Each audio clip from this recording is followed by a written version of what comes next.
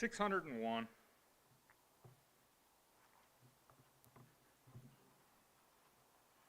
601.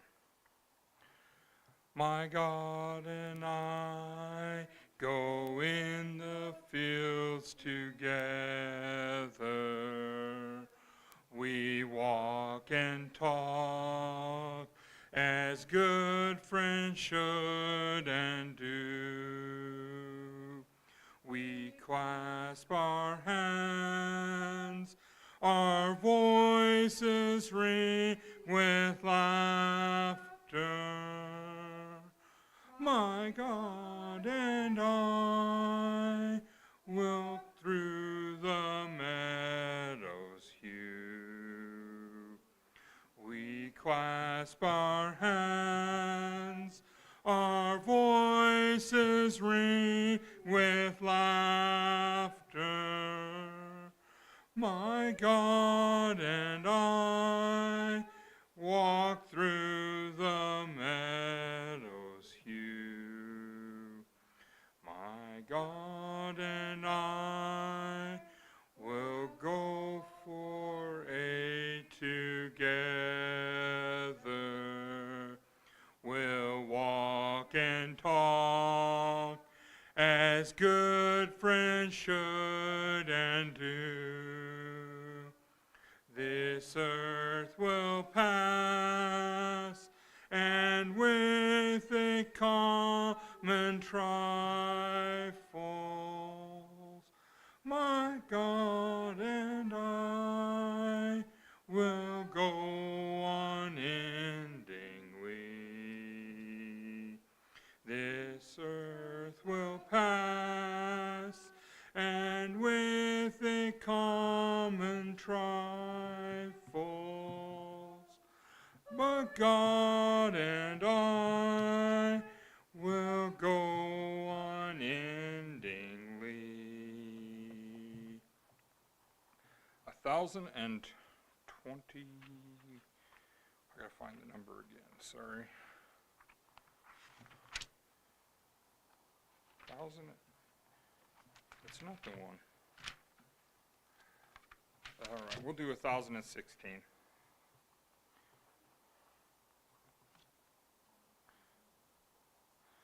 This little light of mine, I'm gonna let it shine. This little light of mine, I'm gonna let it shine. This little light of mine, I'm gonna let it shine, let it shine, let it shine, let it shine. When I'm on the street, I'm gonna let it shine. When I'm on the street, don't let it shine. When I'm on the street, I'm gonna let it shine, let it shine, let it shine, let it shine. When I'm in the church, I'm gonna let it shine. When I'm in the church, I'm gonna let it shine. When I'm in the church, I'm gonna let it shine, let it shine, let it shine, let it shine.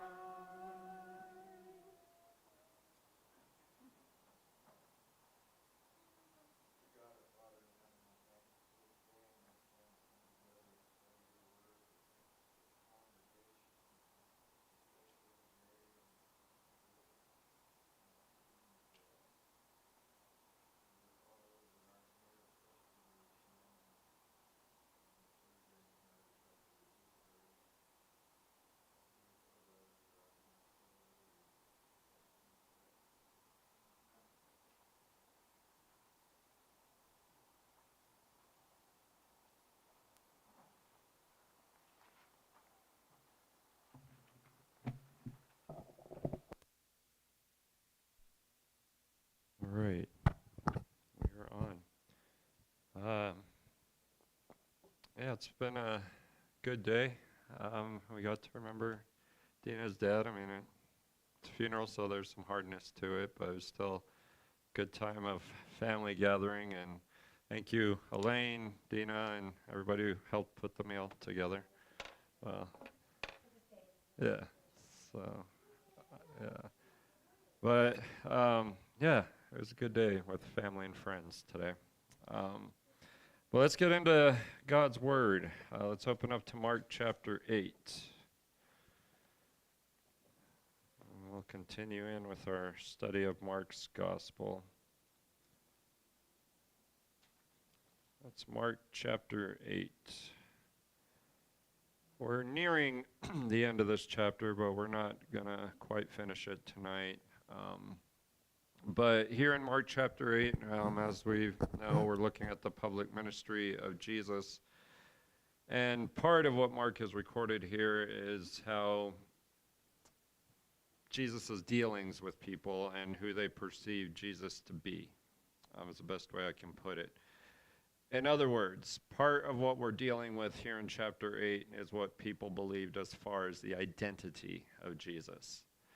Now, one reason we know this is because as we reach verse 27 of this chapter, Mark records for us that after the things that took place in verses 1 through 26, verse 27 says, Jesus went out along with his disciples to the villages of Caesarea Philippi, and on the way he questioned his disciples, saying to them, "Who do people say that I am?" Now in this verse, Mark is once again recording for his readers another movement of Jesus. We've seen that, how Mark kind of records where Jesus goes from place to place. And he ends up in this place called Caesarea Philippi and asks them this question we read here, which we'll deal with in just a moment. But here, Jesus has arrived with his apostles at this place that we read about here, Caesarea Philippi. We're not going to spend a lot of time with it.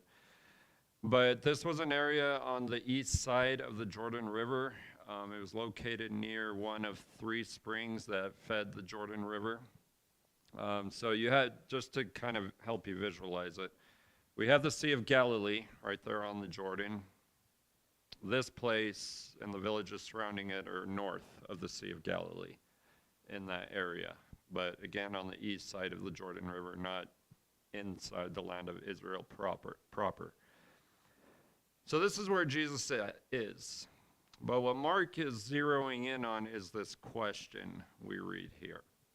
What's the question Jesus is asking? Who do they say I am? What's another way to put that?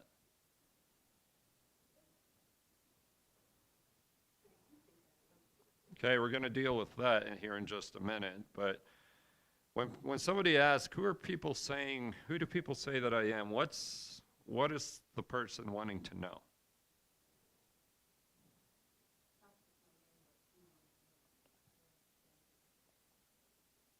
That's it. It's not just my name, but yeah, as Dina put it, what I stand for, what I represent, it's the identity. I mean, we all have names. We all know the names of different people, but what matters about people is who they really are. That's what Jesus is asking. He's saying, who are people saying that I am? What do people know about my identity?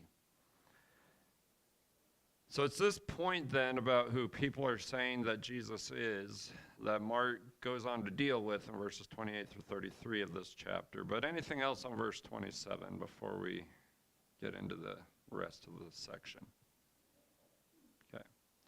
So it's all about the identity of Jesus. But what we're going to see here in verses 28 through 33 is a conversation Jesus has with his apostles about this question: who do people say that I am? And there are 2 points about this question that are made in verses 28 through 33, but the main point Mark gets across here is that the identity of Jesus was not really understood. It wasn't understood by people in general, and that's verses 28 through 30. And then in verses 30 and 31, we'll see that the identity of Jesus was not fully understood by the apostles themselves. Now, after looking at these things, then, what we'll learn from these verses is that we have to seek to understand who Jesus really is. Not just his name, but who he is. So with that in mind, let's read verses 28 through 33, and then we'll look at the points. So again, we're in Mark chapter 8, beginning in verse 28. We read, "They told him, saying, John the Baptist, and others say Elijah, but others one of the prophets. And he continued by questioning them, But who do you say that I am? Peter answered and said to him, You are the Christ. And he warned them to tell no one about him. And he began to teach them that the Son of Man must suffer many things, and be rejected by the elders and the chief priests and the scribes, and be killed, and after 3 days rise again. And he was stating the matter plainly. And Peter took him aside and began to rebuke him. But turning around and seeing his disciples, he rebuked Peter and said, Get behind me, Satan, for you are not setting your mind on God's interest, but man's." So again, this section deals with the identity of Jesus, how people viewed him. And the first point, people in general did not understand who Jesus is. So Jesus is asked the question in verse 27. What's the response the apostles give in verse 28? What are people saying about Jesus?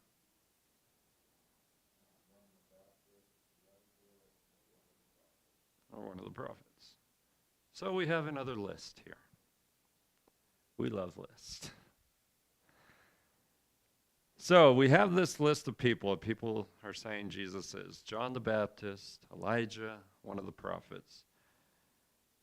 Now, what do those three individuals have in common with each other, historically speaking?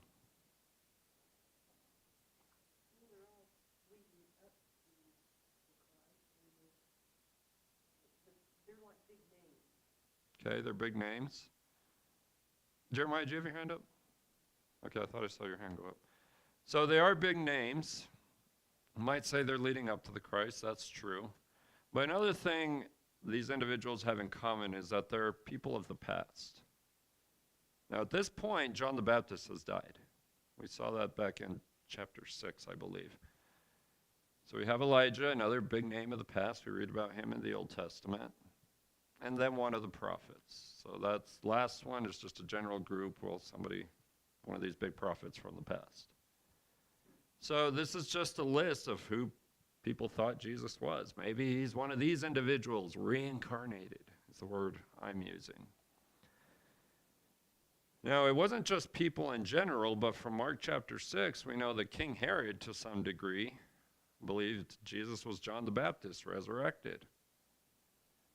Now, we ask, well, why did some people believe Elijah?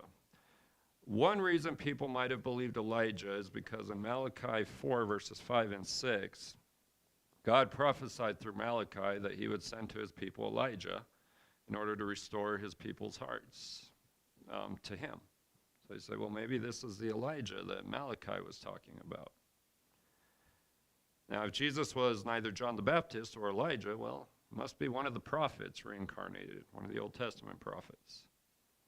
Now, it's for that reason that in Matthew 16, verse 14, we read that some people also believed that people may have been the prophet, or that Jesus may have been the prophet Jeremiah. Now, Mark doesn't include that, but we do read about that in Matthew. So, this is that list. They're people of the past, very significant figures. Jeremiah, go ahead. Elijah never died, so in terms, That's true. in their mind, they could see if he went to heaven, he could turn around. And at the time, they believed he could cross back and forth between the veil of death. So he could come back at any point in their mind. So why wouldn't he be? And for what they're seeing. Yeah, I forgot about that detail about Elijah, but yeah, Elijah was taken. He didn't die. So yeah, that would be another reason that people would believe that, well, maybe Jesus is Elijah coming back. Anything else on verse 27, or 28, sorry. Okay. So the apostles have said, well, here's who people think you are, Jesus. What does Jesus ask next in verse 29? Who do you say I am? So what's he asking? What do you believe? My followers, exactly. Now, who speaks up here? Peter. We love Peter, don't we? Jenny says he always tells the truth. He does. So, what does Peter say? You're the Christ. Okay. Now, why is it why else is it significant that Peter speaks up here?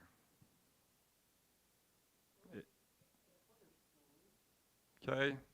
Might say that for Matthew 16. Well, go ahead, Jeremiah. In just a few short, well, it should be months or so, he's going to turn around and deny he's Christ. Okay, that's true. All things that he says right now he is the Christ. But when they ask him on that Friday, and he denies through and lies through his teeth and says, no, he is not the Christ. He is nothing. So I think it's just poetic justice Okay. that he spoke of. That's true. So yeah, we know what Peter's going to do later. He'll deny adamantly what he just says here. But what's Peter's relationship with the rest of the apostles? And it's still part of that first question. Okay. Okay, he's the more outspoken of the group. If we believe Josephus and Cassius, he is the unofficial leader of the disciples. He's the one who controls everything when Jesus isn't around, is what they talk about. So he has the way of controlling everything, so he's their spokesman. That's it. That's another thing we need to know about Peter, that he was kind of the spokesman of the apostles. So he's not just stating his personal belief. He seems to be stating here what the apostles, all of them seem to believe about Jesus, that he is the Christ. Now, when you look at the list of the apostles that we have, the few that we have in the Gospels, Peter comes first. There's a reason for that, because he's kind of the one in authority just under Jesus of the apostles. So Peter isn't just saying what he believes, he's saying what they all believe. You are the Christ. Now, can anyone tell me why the idea of Jesus being the Christ is significant?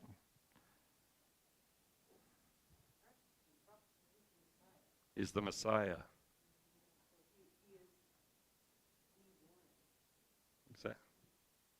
Exactly. So he's making a very bold statement here. Jesus, you're the one who is coming. You're the Messiah. Now, the word Christ is the Greek term for the Hebrew word Messiah. I think you guys know that. So, he's speaking correctly, and we're going to see that here in just a moment. Now, something else we should understand from Peter's statement here is that in Mark's gospel, this is only the second time that Jesus has been identified as Christ. First time was verse 1 of chapter 1. You don't see that name for Jesus until this point in Mark's gospel. So what Mark is doing in recording Peter's statement here, he's reminding his readers, here's who Jesus is. That's part of Mark's purpose for writing his gospel, to show people, here's who Jesus is. So he writes Peter's words here. You are the Christ.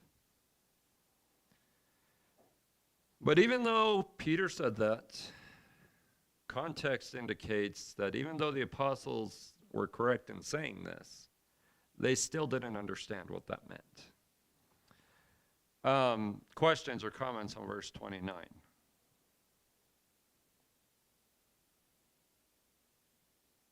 All right. So Peter has said what he said on behalf of the apostles. What does Jesus say in verse 30? Don't tell anyone. Why not? It's not time yet. That's one big reason. We see that a lot in John's gospel. So it's, again, one of those instances where Jesus says, don't tell anyone. Why not tell anyone, other than it's not time yet?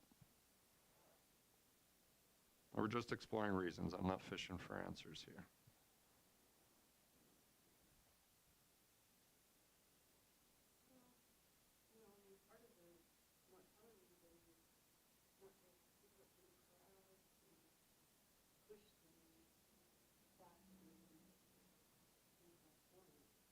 Right.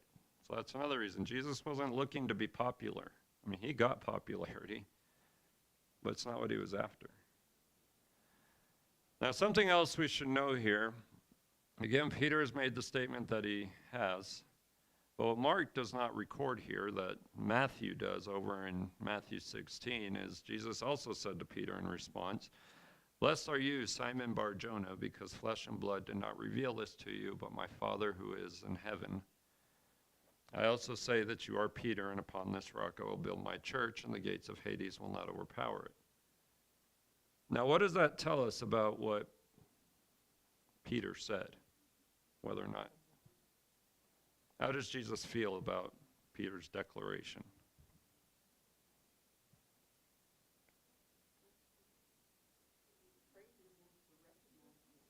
Right. So, Jesus is, now not in these words, but Peter was correct. He had some idea of who Jesus was, but again, he and the other apostles didn't really fully understand the significance of that. So Mark's point of emphasis here, it's not so much on the significance of what Peter said, but rather on the fact that Jesus did not yet want it publicly known that he is the Christ. It wouldn't become publicly known fully until Mark chapter 14, where Jesus himself acknowledges that he is the Christ when after he's arrested, being questioned. That's Mark 14, verses 61 and 62, but we got a while before we get there. Anything else on verse 30? The other factor is they still don't quite comprehend Right. the Messiah language that he's claiming to be. They still see him as an earthly Messiah that's going to take on Rome and overthrow it and become a physical king. Because we see it in the next verse. They cannot comprehend still. Yes, they know he's the Messiah, but they don't understand to what extent. And if they can't defend him completely, why should they tell anybody else? Because they're not going to comprehend it either. Exactly. And that's what we're going to see here in the next few verses as we get into the apostles' understanding or misunderstanding of who Jesus is. Anything else on verse 30? Okay.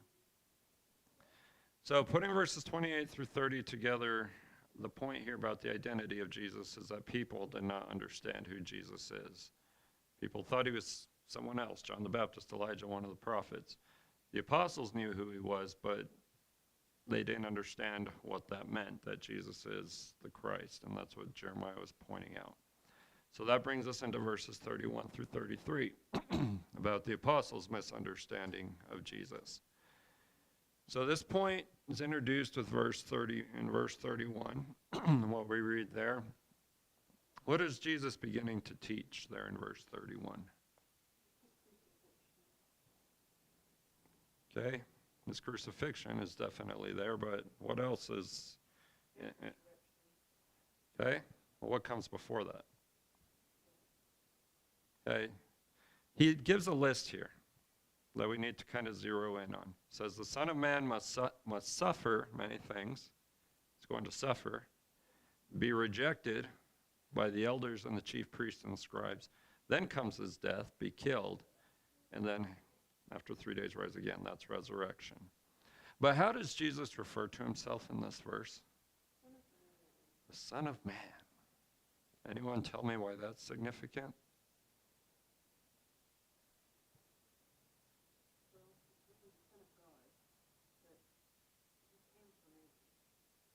Okay, that might be one way to look at it. Depending upon what words were used, if this is what it could be, just like you have the daughters of men and sons of God and sons of God,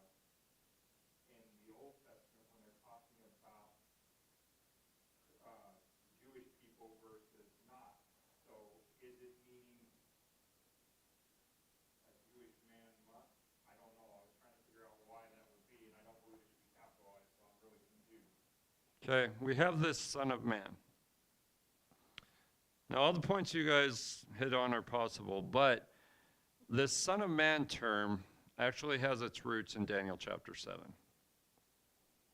In Daniel 7, verses 13 and 14, Daniel is having this vision where he sees what the text calls one like a Son of Man, coming down and receiving a kingdom that would never pass away. So, part of what the Jews had in their mind concerning the Messiah was, well, the Messiah was also the Son of Man from Daniel. So, Jesus is picturing himself as this Son of Man. And he's teaching his apostles these things. He's already used this term. I forgot about this. He used this exact term, Son of Man, back in Mark chapter 2, verse 10, when he healed the many blind. I'm not saying you're incorrect. I just want to go back and look at it really quick. Son of Man has authority on earth to forgive. Yeah, Mark 2:10. Yeah, I just had to go back and look at it, refresh myself. So yeah, this isn't the first time Jesus has used this terminology in his ministry, but it's very significant. But he's teaching these things. Now, Jeremiah just told us, how did the average Jew view the Messiah? An earthly ruler that was going to come and do what? Destroy the enemy. So when Jesus says what he says here in verse 31, how's this going to sound to Peter, for instance? Not what he expected. What? A plot twist. What, Jesus? Son of Man is supposed to come in and destroy Rome, overpower. You're telling us he's going to suffer? Be rejected? Be killed? 3 days, rise again? This would be shocking. Not what they expected to hear. Now, what would compound this a little bit, this shocking of this, the shockingness of this, I know that's not a word, but I'm using it anyway. In Daniel 7, when you read that vision, there's no indication that the Son of Man was going to suffer. But what the apostles are failing to consider here, a passage, is Isaiah 53. It talks about one of God's servants suffering needlessly. It's one of the famous passages of Isaiah. So verse 31, Jesus says what he says. What? That's going to happen to the Messiah? That can't be right. It's not what our Messiah is supposed to go through. So that's verse 31. Anything else on verse 31?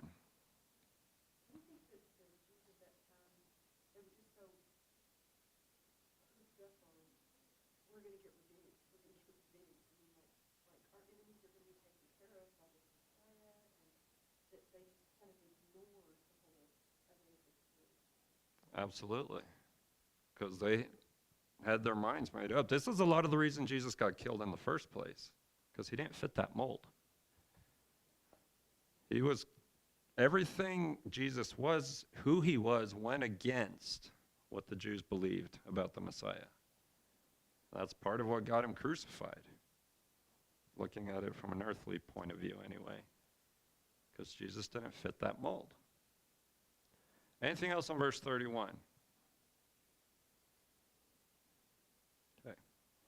What does verse 32 tell us? What does that mean? He did not mince words. He was very to the point. Here's what's going to happen. Now, this word plainly, I don't really like it, because the word it comes from a word that has the idea of something being said or taught in a bold or confident manner.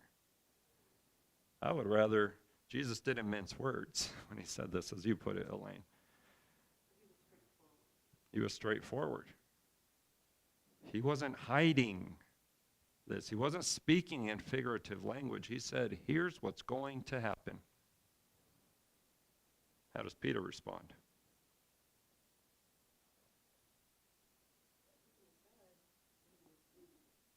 took him aside and rebuked him. Can anyone tell me what that word rebuke means?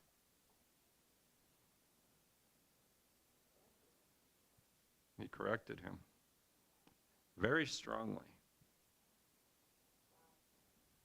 Yeah.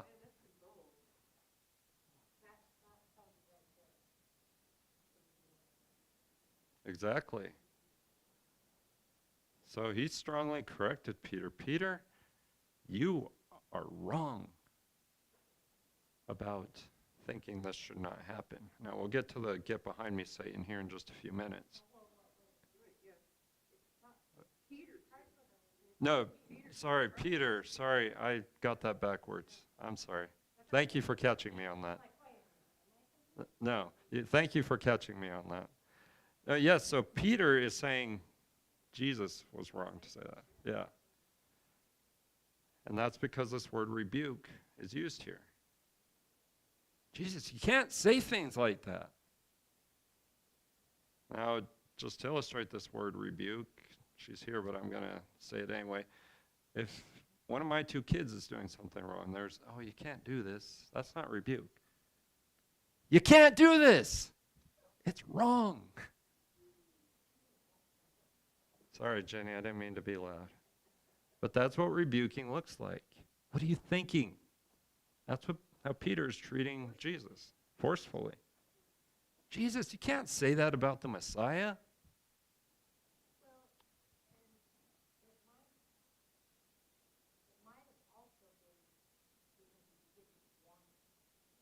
That's also true.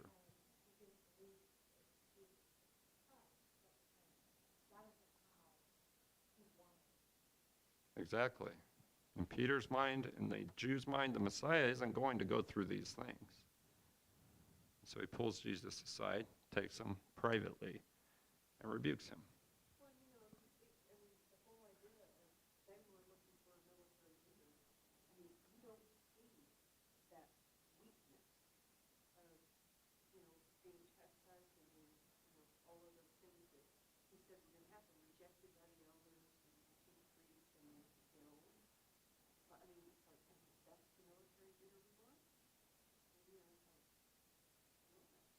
Right. Anything else on verses 31 or 32? More than likely, this isn't just Peter's thought. It's the entire 12 thought. They're all. He's the spokesperson. He's the spokesperson. They're all thinking that this can't be. Exactly. And that's important to remember in these verses. And verse 33 is going to show us why. Anything else on verse 31 or 32? Okay. So Peter has rebuked Jesus. How does Jesus respond? Okay, but what does he do first? He rebuked Peter.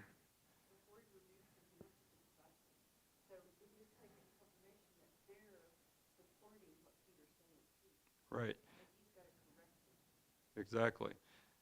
Now, what did Peter do to rebuke Jesus? What did he do first? Took him aside. Does Jesus do the same thing? No. He doesn't pull Peter aside.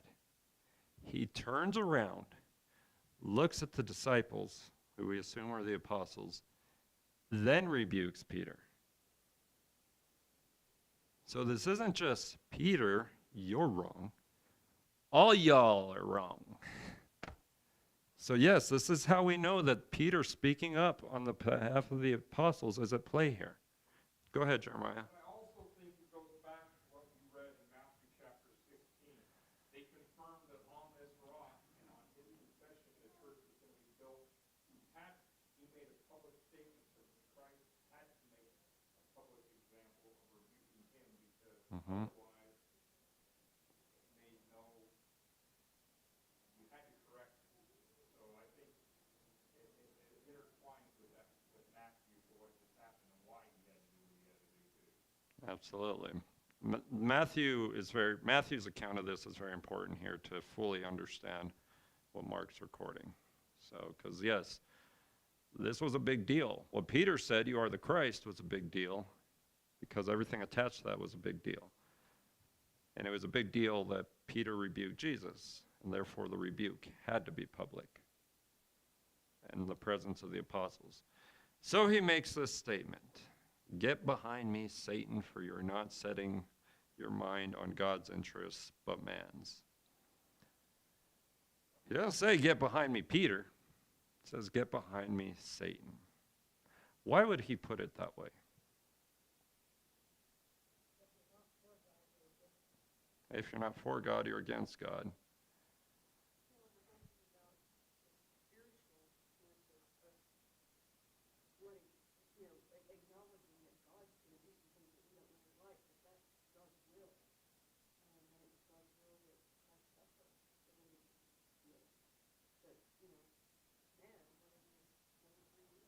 Exactly. It was wrong. But since it is wrong, it had its source in Satan. So if you're saying something that's not true about Jesus, you're working for Satan. If you're saying the Messiah doesn't have to suffer, be rejected, be killed, rise 3 days later, you're setting your mind on man's interest, not God's. But again, Jesus doesn't say this privately. He says it in the presence of all 12 of the apostles.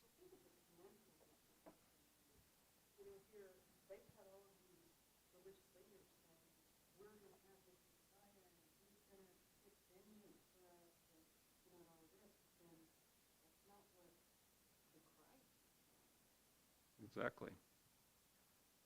So again, it's more to that point. Jesus didn't fit the mold.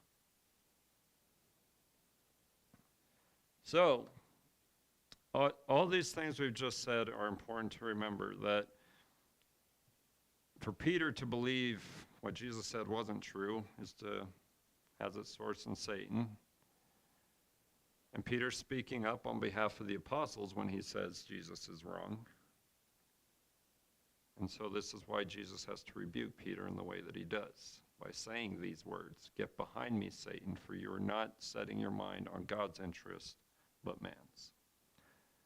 That's verse 33. Anything else on verse 33? All right.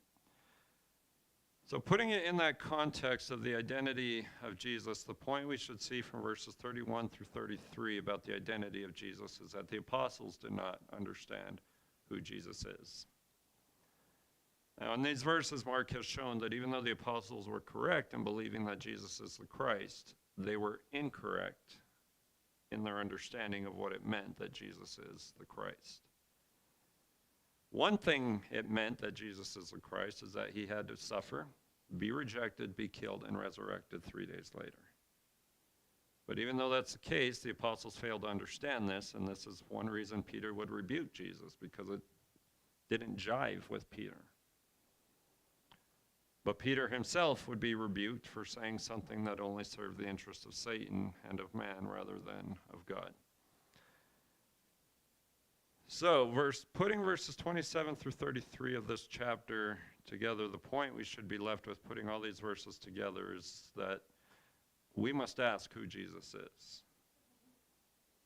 The people did not understand who Jesus is. The apostles did not understand who Jesus is. So our responsibility is to seek to understand who Jesus is. And one reason that's important is because we live in a world where many people do not understand who Jesus is. You look at any religious group, they have different perspectives as to the identity of Jesus. People have a misconception of who Jesus is. And so our responsibility is to seek to understand who Jesus really is. The words of Jesus in this chapter show us that in seeking to understand who Jesus is, we must also seek to understand what it is he had to go through to be who he is. He had to go through suffering. He had to go through rejection. He had to go through death. And he had to be resurrected 3 days after his death.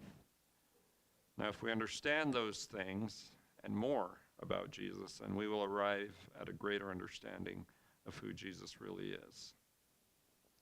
But if we're not seeking to understand those things, then all we end up doing is serving the interest of Satan and of man rather than God's. So those are just some applications from this text to us. Any other questions or comments? All right. Let's close with prayer. Let's pray. Father in heaven, we come before your throne and thank you for this time we've had to gather together and study. Help us always to be truth seekers, Father, and that we might gain a greater comprehension of who our Lord and Savior is, Father, not just by name, but by who he is, Father, and the things he has done for us and the things he came to do in his service to all of us, Father, that culminated itself in the giving of his life on the cross and in his resurrection 3 days later. Father, continue to be with our sister Dina and her family as they continue to grieve the loss of her dad, and just thank you for the time that was had today with family and friends to remember him. And Father, as we prepare to leave this place, give us safe